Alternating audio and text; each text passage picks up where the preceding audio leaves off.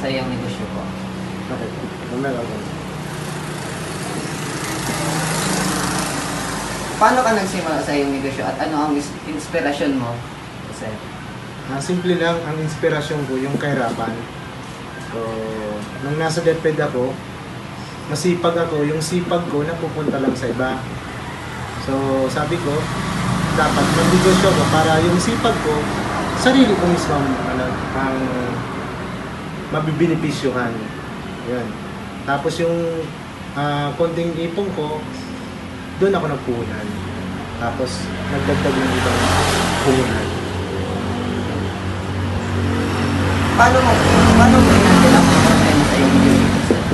Simple lang naman problema dito sa sa negosyong gasolinahan, yung delivery.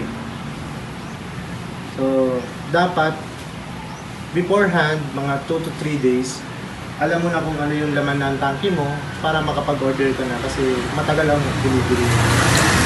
Pag hindi mo ma-handle yung tama yung yung laman ng tangke mo, magkakaproblema ka sa delivery.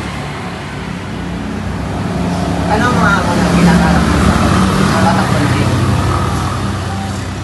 Ngayon, bago akong open ito, ang hamon na ko is yung paano ko mabigyan ng tamang presyo ang gasolinahan ko para yung mga bagong kliyente ko sa akin magpakarga. So, meaning to say, yung pinakamatter sa negosyo mo, yung presyo ng gasolina.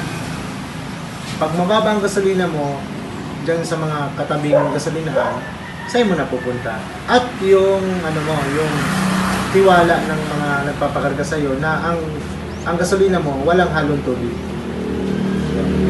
Ano ang mga plano mo para sa mga iyong negosyo? As of now, nagkaparehistro na ako ng truck, yung tanker. So kumuha na ako ng registration sa DTI para ma-expand ko yung yung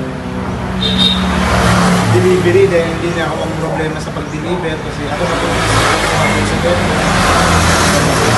So yun ang magiging future business plan.